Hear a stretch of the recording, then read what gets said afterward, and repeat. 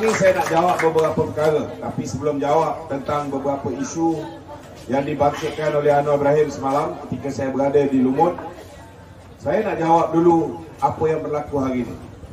Hari ini tuan-tuan bertebaran laporan kajian palsu. Kononnya BN ni boleh menang antara 38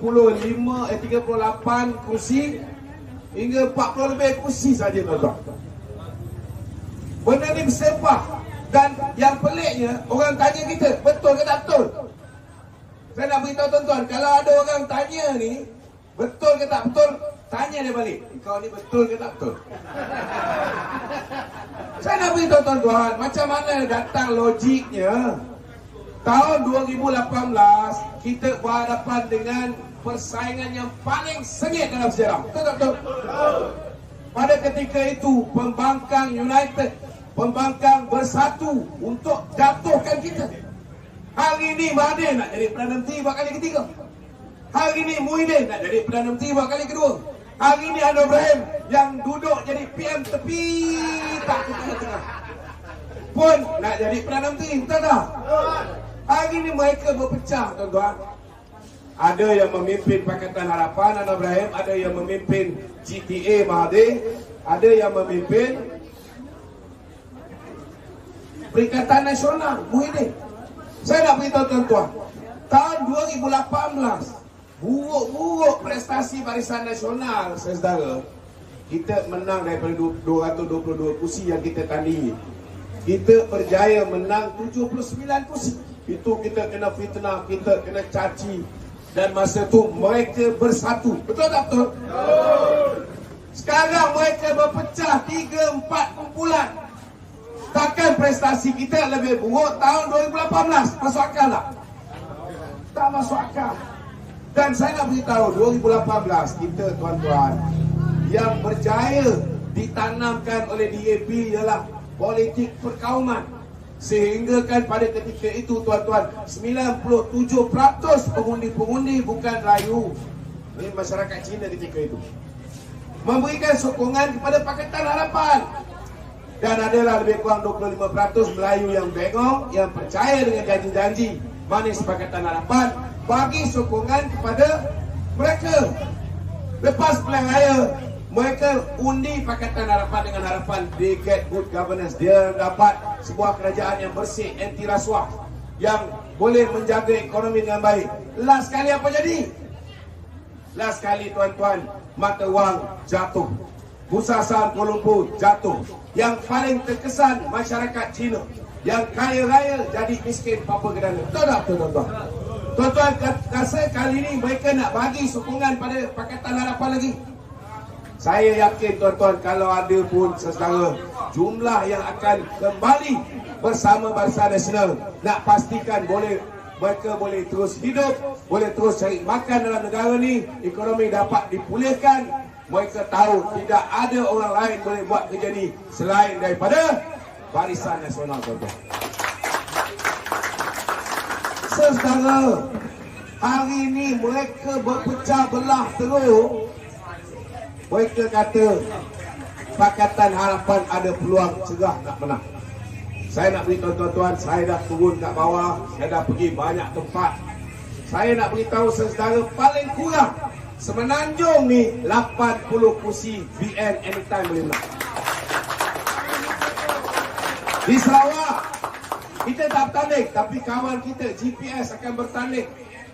GPS tuan-tuan boleh menang antara 25 hingga 28 kursi. Kita ambil paling kurang 25, maknanya campur 80, ada 105 kursi. Betul tak betul? Di Sabah kali ini kita tak bertanding semua kursi, separuh kita bagi GRS, separuh BN bertanding. Di sana insya-Allah tuan-tuan, ianya boleh menyumbang kepada kita lebih kurang paling tidak pun 15 kursi. Maknanya simple majority tuan-tuan, lebih daripada cukup 112 kursi. Kita boleh dapat minimum 120 kursi, kita boleh bentuk kerajaan persekutuan. Yang saya sebut tadi 80 kursi paling kurang, kita boleh dapat antara 80 sehingga 97. Ini bergantung kepada tuan-tuan. Peranan tuan-tuan nak kena pastikan anak-anak yang bakal balik mengundi di bahagian Datuk ini, kena pastikan kita sekolahkan dia orang ni betul-betul sebelum dia pergi undi. Kalau boleh pesan, kalau kau balik tak nak undi Barisan Nasional, jangan balik. Lagi baik. Betul tak tuan-tuan? Sebab mereka ini saudara, terutamanya pengundi baru, mereka tak rasa macam mana dikencing, bagaimana abang-abang, ibu bapa dia, tuan-tuan, anak-anak kita yang nakkan supaya PTPTN dihapuskan. Mereka telah mempengaruhi mak bapak. Mereka minta mak bapak, mak kali ni tolonglah undi Pakatan Harapan kerana adik dah tak tahan bayar PTPTN. Last kali lepas pilihan raya, mereka dapat tak hapuskan PTPTN, tuan-tuan? Dapat? Tak dapat, saudara. Ramai yang terkencing, saudara, dikencing oleh Pakatan Harapan. Saya nak beritahu tuan-tuan, janji dia orang 60 janji. Yang dia buat satu saja, iaitu hapuskan GST. Dan itu pun menyebabkan negara kehilangan pendapatan lebih 30 bilion perbezaan antara SST dengan GST. Hari ini saudara, saya nak beritahu dengan tuan-tuan. Saya pagi tadi di Pulau Bangku, saya masuk Pulau Bangku. Nelayan-nelayan rindu zaman BN, tuan-tuan. Mereka nak BN memerintah secara bersendirian macam dulu. Nelayan-nelayan diberikan bantuan. Nelayan-nelayan dapat enjin motorbot daripada 1MDB, dapat daripada Mardi motorbot di bawah program Satu Azam. Kita bagi subsidi subsidi diesel. Kemudian dia pergi tangkap ikan, tak nak bawa balik, ada juga pergi jual dekat nelayan di Thailand. Mereka ni kita bagi subsidi mendaratkan ikan, bawa balik ikan pun dapat subsidi. Kemudian Dr. Zamri, bekas Menteri Besar, apa dia buat, tuan-tuan? Dia buat perumahan untuk nelayan, bagi flat secara percuma. Saya pergi tengok flat tu tadi, tuan-tuan. Mereka nak kita memerintah balik, saudara. Ini harapan nelayan-nelayan di Pulau Bangku. Sebelum saya datang, pagi semalam, Anwar Ibrahim datang. Isu dia, saudara, tidak lain tidak bukan, isu dia isu LCS. Nombor 2, isu dia Datuk Zahid ada kes mahkamah. Ini saya akan cerita pada petang ni. Ada masa ke ni? Ada masa Saudara, isu LCS ni saya nak beritahu tuan-tuan. Kita dulu bina 6 biji kapal. Kos nak bina 6 biji kapal ni menelan belanja 9 bilion ringgit. 9 bilion ringgit. 9,000 juta ringgit macam. Untuk bina 6 biji kapal. Isu dia apa? Isu dia, saudara, bos kepada Boston Naval Shipyard, ialah Panglima Angkatan Tentera sebelum Panglima Angkatan Tentera ketika itu. Pandangan dia seorang pakar dalam bidang maritime. Pandangan dia, kita kalau nak bina kapal perang, kita kena gunakan teknologi yang terkini. Sebab kapal perang yang kita bina ni, tuan-tuan, dia bukan hanya untuk menyerang di udara, untuk lawan dengan serangan daripada udara. Ianya termasuk serangan di permukaan air dan termasuk di serangan di bawah ataupun submarine, tuan-tuan. Dan sekali dengan serangan taktikal lain, termasuklah cyber warfare, termasuklah orang godam kita punya internet dan sebagainya. Dia kelengkapan menyeluruh, termasuk barang elektronik dan persenjataan. Apa yang berlaku pada tahun 2019, Mat Sabu, tuan-tuan, mengumumkan dengan modal sebanyak 6 bilion ringgit, kita dah siapkan 52%. 52% kapal ni dah siap. Kenapa tak siap? Dah siap, dah bayar 6 bilion ringgit, tinggal lagi 3 bilion. Kenapa tak siap? Sebabnya, tuan-tuan, kita nak jimatkan kos. Kalau kita bina satu, siap baru bina lagi satu, siap baru bina lagi satu, kos dia jauh lebih tinggi. Kalau kita beli kapal daripada luar, kos dia berlipat kali ganda. Jadi apa yang kita buat? Kita bina sendiri. Boston Naval Shipyard bina sendiri. Kos dia lebih menjimatkan. 6 bilion yang dibelanjakan bukan hanya untuk apa yang dibina 52%, termasuk barang-barang yang kita beli secara pukal. Kenapa beli barang secara pukal lebih murah? Contohnya lah, kita beli beras 1 kampit, dengan beli beras 1000 kampik. Beza tak ada tuan-tuan? Mestilah beli beras 1000 kampik lebih murah kan?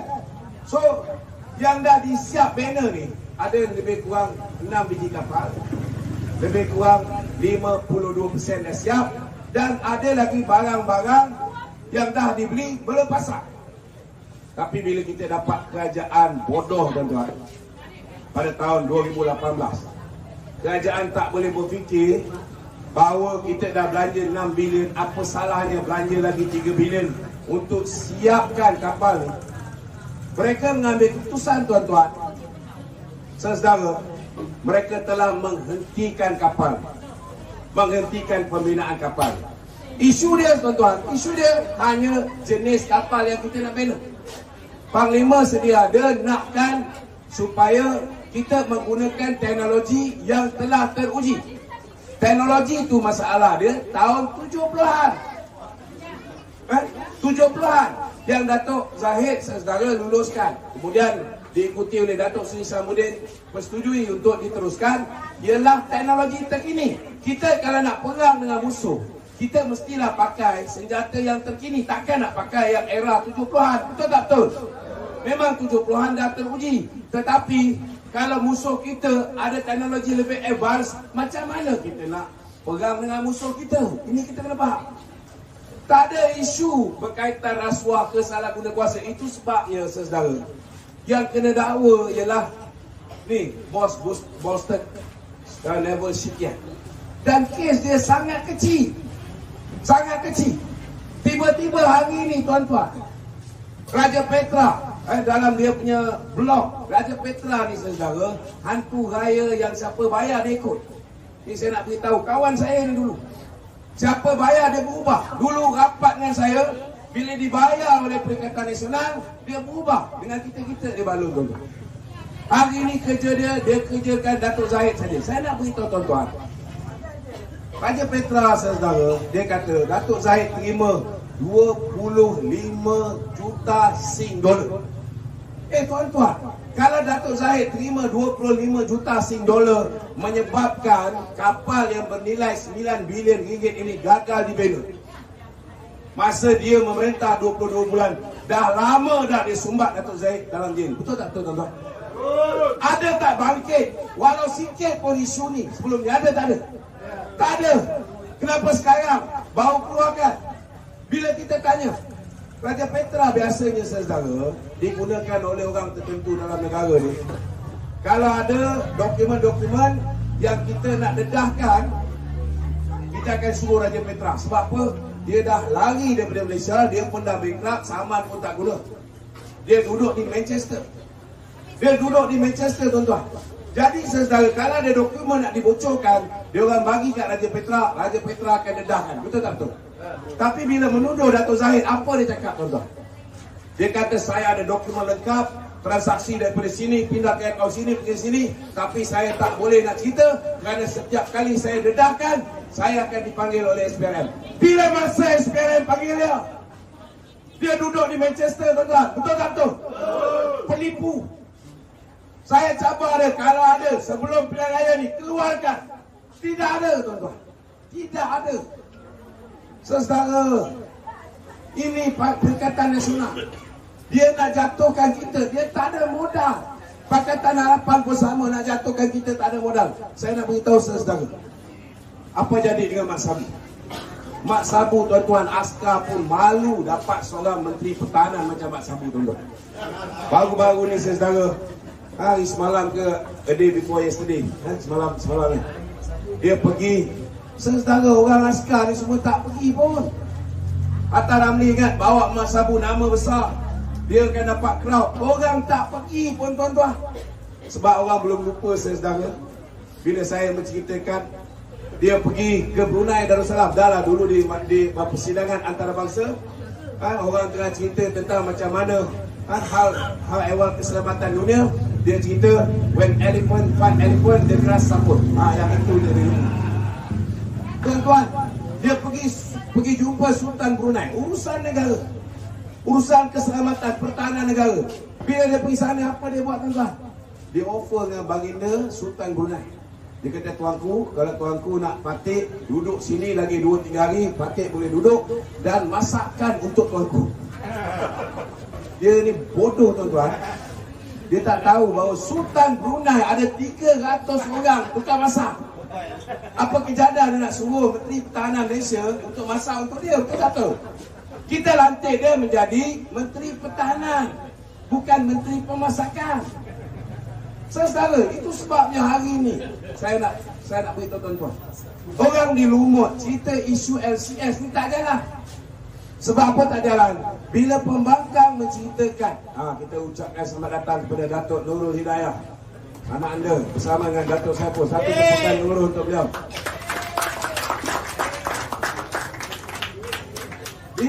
Bila mereka menceritakan pada orang Lumut, tuan-tuan, mereka cerita tentang kapal LCS, tak laku. Sebab apa tak laku? Orang Lumut kalau pergi ke Pangkor, Pulau Pangkor. Pagi tadi saya pergi Pulau Pangkor. Bila dia lalu Pulau Pangkor, dia akan nampak limbungan pembinaan kapal ini. Mereka tahu proses pembinaan kapal ini memang berjalan semenjak dulu, sehinggalah Mak Sabu hentikan pada tahun 2019. Betul tak betul, tuan-tuan? Memang tak jalan. Tetapi pada tahun 2019, bila dia hentikan, projek itu terhenti. Tuan-tuan, 2022 bulan April, Kerajaan Datuk Seri Ismail Sabri mengambil keputusan benda ni penting, aset pertahanan kita perlu kita lekapkan supaya ianya boleh membantu kita menjaga keselamatan perairan negara. Maka kita mengambil keputusan untuk meneruskannya. Tuan-tuan, tiba-tiba apa yang pemangkang buat? Dia kata kita dah belanja 6 bilion, tetapi kita telah menghasilkan kapal Halimunan. Apa maksud kapal Halimunan? Dia kata teknologi Malaysia, saudara, lebih hebat daripada teknologi staff Amerika. Kapal pun tak nampak dah belanja 6 bilion. Tuan-tuan, itu sebabnya saudara, ianya tak memberi kesan langsung, tak memberi kesan kepada orang Lumut. Sebab orang Lumut yang pergi ke Pangkor, mereka boleh nampak proses pembuatan kapal 6 biji ini memang berjalan, sehingga kan mereka hentikan. Bila dia dah hentikan, memanglah tak siap. Betul tak? Macam mana mereka boleh question balik kenapa tak siap dah belanja 6 bilion? Kalau dia orang ni cerdik, tuan-tuan, saya nak beritahu, sepatutnya dia belanjalah tambahan 3 bilion ini supaya kapal ini boleh disiapkan. Akibat daripada dia tak belanjakan lagi 3 bilion, selepas ini nak siapkan kapal ini, tuan-tuan, kos dia jauh lebih tinggi. Sebab apa? Sebab zaman kita BN serahkan kepada Pakatan Harapan Kerajaan, ketika itu RM1 Malaysia bersamaan RM3.85. Betul tak? Hari ini RM4.7. Tuan-tuan, kalau dulu kita perlukan lagi 3 bilion nak siapkan kapal, lepas ni kita perlukan 4.5 bilion sekurang-kurangnya. Betul tak betul, tuan-tuan? Siapa yang rugi? Sepatutnya saudara, 1.5 juta ekstra ini boleh kita belanjakan untuk membantu anak-anak kita yang nak sambung belajar. Contohnya hari ini dalam manifesto Barisan Nasional, kita dah berikan janji kita. Selepas ini anak-anak B40, mereka tidak akan lagi kena bayar untuk meneruskan pengajian ke peringkat yang lebih tinggi, tuan-tuan. Semua free insya-Allah untuk anak-anak B40. Ini akan dilaksanakan oleh Barisan Nasional. Kalau tak pun, tuan-tuan, duit ini boleh kita gunakan untuk apa? BN kali ini nak membasmi kemiskinan secara mutlak. Kalau sebelum ini ada orang dapat gaji 1,200, ini dikira sebagai miskin tegar. Lepas ini, tuan-tuan, tidak ada lagi rakyat Malaysia yang akan mempunyai pendapatan isi rumah bawah RM2,208. Tak ada lagi. Maknanya tidak ada lagi miskin tegar dekat Malaysia. Kalau gaji tuan-tuan 1,200 tiap-tiap bulan, kerajaan akan tambah lagi RM1,008. Kalau gaji tuan-tuan 1,500 tiap-tiap bulan, kerajaan akan tambah lagi RM708. Ini janji kita kalau kita menang pilihan raya, tuan-tuan.